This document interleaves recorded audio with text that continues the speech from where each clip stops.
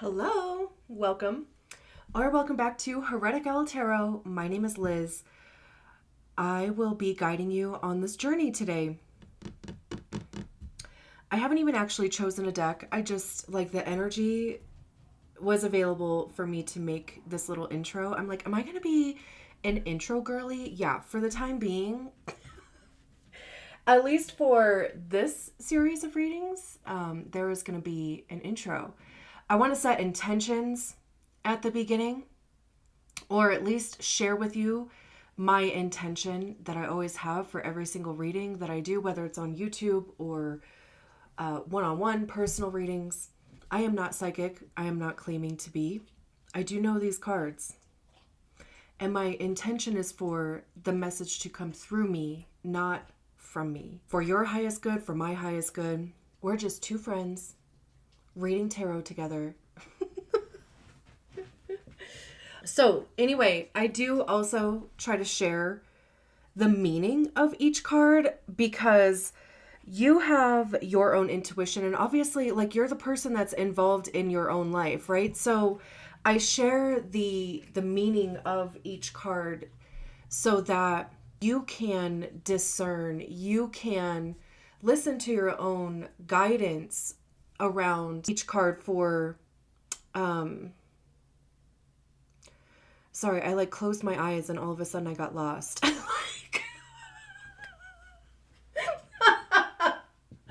I am naturally a blonde. I immediately heard blonde moment. Anyway, I closed my eyes and I got lost. Bro. Anyway, okay. So yeah, you have your own intuition. You're the one, right, that's involved in your own life. I want you to know the meanings of each card so that you can also receive your own message, right? Listen to yourself. The whole reason I even give tarot readings is for you to return to yourself, for you to listen to yourself, which is why I'm probably not telling you anything you don't know already, right? I'm more than likely confirming or affirming things for you. No doubt your intuition is see, told you. But also, I do think that is important. I think that's an important part because once you know for sure, right? Once you have that confirmation, it's that you can free up the energy for what's next. You have confirmation. Now what? Right? Now what? So I haven't even really chosen a deck yet. Did I say that? This is a deck that I was thinking of in my mind's eye. Let's see if it even wants to do the reading or not. Do you want to do the tarot readings? Yeah, okay. That was the Ace of Cups. I do that for every reading too. Consent over here. Is there anything else that I wanted to say? If you haven't subscribed to the channel, I would absolutely love it if you did, because honestly, community is becoming a big thing for me in what's next for me. So let's get on to the reading. Great. So this is a reading for Capricorn, wherever Capricorn is in your chart. I hope you're all doing well. I feel imposter-y today. For whatever reason, imposter syndrome is kind of kicking my ass a little bit today. So I'm glad to have this reading to focus on. I love that for the start, the Fool. I'm glad that I can focus on you guys.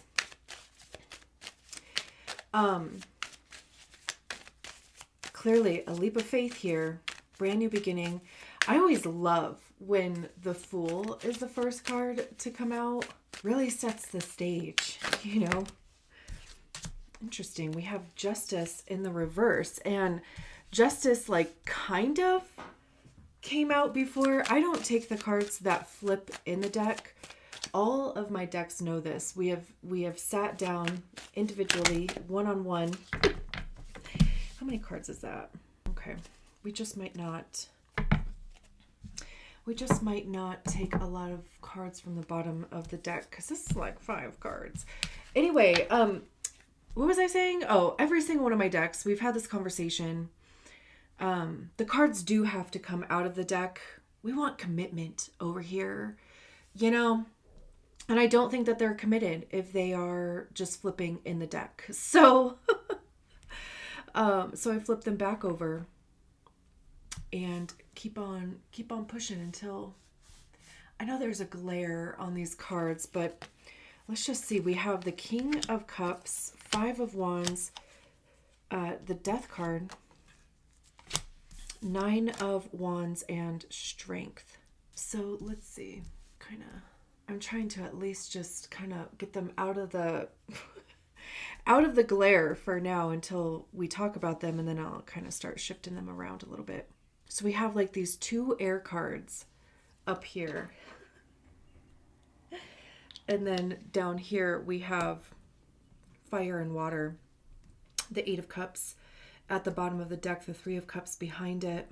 It just, these 2 cards, the Fool and the Justice card reversed, it feels like something is not over yet. It almost kind of feels like, I just heard in my head, getting back in the ring. Like a fighting ring, you know? I mean, I think that's interesting. And also the other thing I heard behind that was getting back on the horse. Because also too, the Fool is facing the left side of the card, which is the past. Like the left side of the card is the past. The right side of the card is the future. So it almost feels like revisiting something, or like unfinished business really is how that is coming through. And maybe you have, you know, kind of taken a break, separated yourself, or even tried to like move beyond it. But for whatever reason, I'm sure you've probably already felt this, that there is some unfinished business there in whatever capacity that is, right? Like, I don't know if it would be a relationship or a thing, you know, that you tried, you know, a leap of faith that maybe you thought you did take at one point, and, you know, it just, whatever timing, the information that you had at the time, the truth about it, like how you were perceiving it, because there's definitely like something different about it this time. And even more so, there is either closure or finality. It could even just be like, not necessarily that, you know, whatever it is ending. I mean, it certainly can be, but it could just be that, again, right? Like the perception that you have of it, the truth surrounding it, the information that you have, the energy that you are putting into it could be different. And that's what is going to, almost like, what's going to end is the cycle of like in and out, in and out, in and out, right? Ending the cycle of falling off the horse and then having to get back on, or, you know, tapping out and then having to tap back in. Like, just to use those 2 analogies that came through. We have the King of Cups, which to me is healing. It's also intuition. It's also, you know, again, like I was even saying, your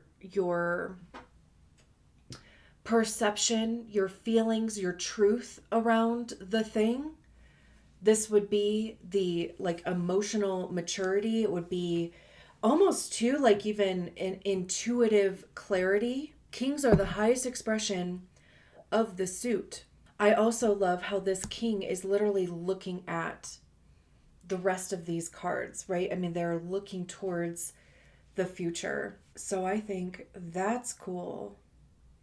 Honest, I feel like that's what I even love about this specific deck is that for whatever reason, anytime I use these cards, when there is, a figure in the card that is facing a certain direction, it is like it's very prominent to me.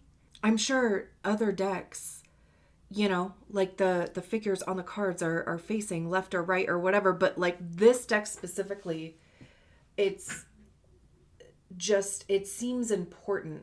The Five of Wands is about conflict and competition, but also too, it is putting a lot of energy into a thing. I mean, this would be tapping back in. This would be getting back on the horse. Same with the Nine of Wands. And we have those two cards flanking the Death card.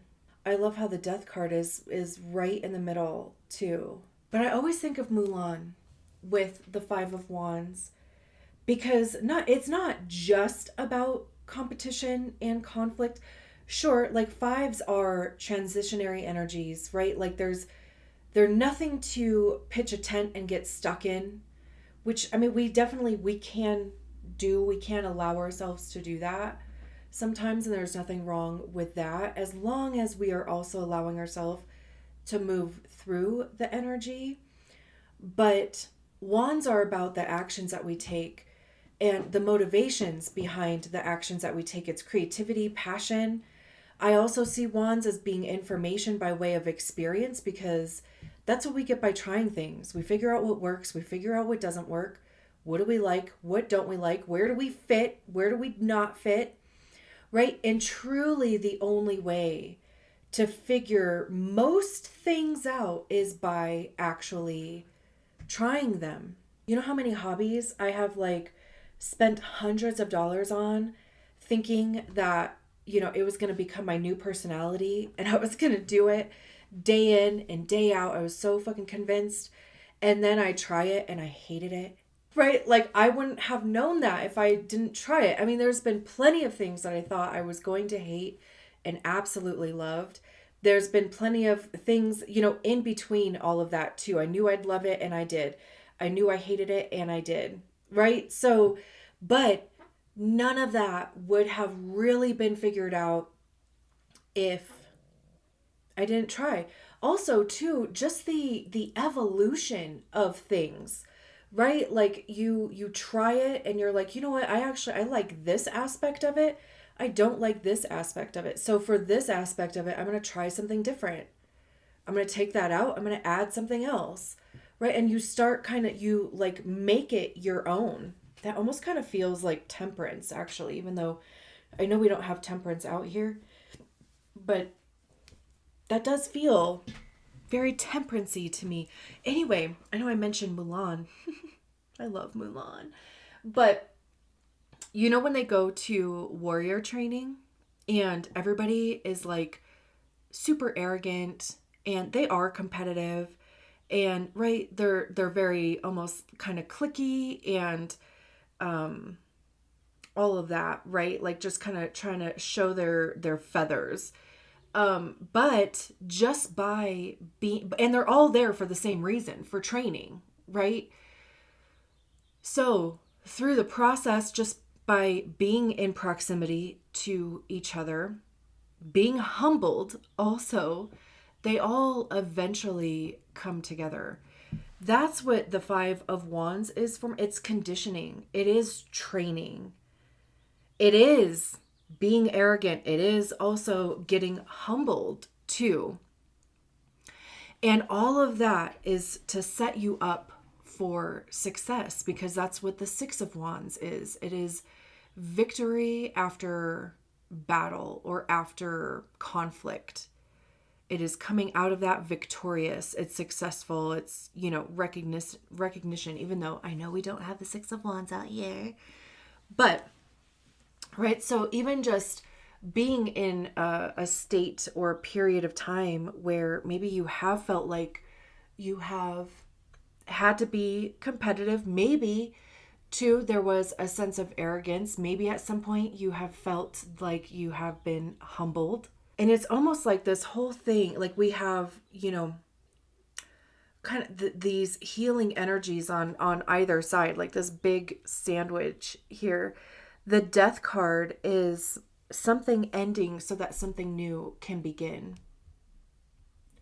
The death card, it's not just about the thing that is ending. It's also equally about the thing that is being birthed, like literally a phoenix, right?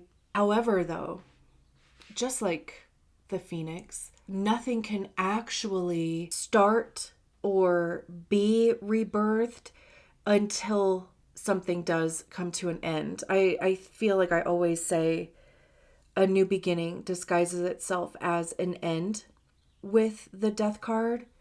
That could be a way of thinking. It could be a way of doing things. It could be, a behavior pattern, a thought pattern. It could be, something that lives in your emotional body. This is Scorpio. The Justice card is Libra. The Strength card is Leo. And like I said, right, it's sandwiched between the Five of Wands and the Nine of Wands. The Nine of Wands is the wounded warrior. That is the, just kind of feeling beat up about life, right? Because like I said, right, wands to me also signify life experience. It's the skills that you build. It's the wisdom too that you acquire because you're exposing yourself to different situations, trying different things, and you pick up information that becomes wisdom, right? And the Nine of Wands is like almost even feeling the weight of that. It's like just those times that it's like, man, like life is just kicking my ass, or it has been, or whatever, right? But you have like all of this experience to draw from. I also love too that they're facing the death card. It almost feels like to me that they have like accepted their fate. Like, I don't know. That almost feels like a little dramatic, but it's like giving up the struggle. It could even be too, if you have been carrying a lot of stuff, it's like literally offloading what is no longer serving you. Maybe that is arrogance. Maybe that is, there is a possibility of being too humble. Also, though, the Nine of Wands does talk about resilience. It's allowing yourself to rest, but also knowing that it's like you're not quite at the finish line yet. That would be the Ten of Wands. And it's interesting. So, the King of Cups is looking to the future. The Nine of Wands is looking to the past. So it's like this, whatever is going on between the Five of Wands and the Death card. It could even be accepting help, because there are 5 different hands in here in the Five of Wands. But now I'm like just sitting here looking at these cards, and this 9, it looks like a knight to me. I don't know who that is like supposed to be. But it looks like a knight to me. And they're holding this one wand. Like, it almost looks like they're making their way over to the Five of Wands. Like, maybe what is going to change the energy here is teamwork, becoming part of a team, inserting yourself somewhere, whatever that means. Like, I heard it in my head, and I was like trying to be like, what the hell does that mean? I don't know what that means. But because too, right? Like, I'm assuming that they took this one wand that they're holding from the stack of wands back here, right? Because there's now 8 wands back here. He's holding the 9th wand. Or he could even be holding the Ace of Wands if we want to look at it that way, because the Ace of Wands is taking inspired action. It's, that spark. It's something to be passionate about. It's something to pour your creativity in, right? So he could be holding the Ace of Wands here. And if the Six of Wands is victory in battle, success, recognition, then like this one person with their one wand would add to this Five of Wands, making it 6. See what I did there? And what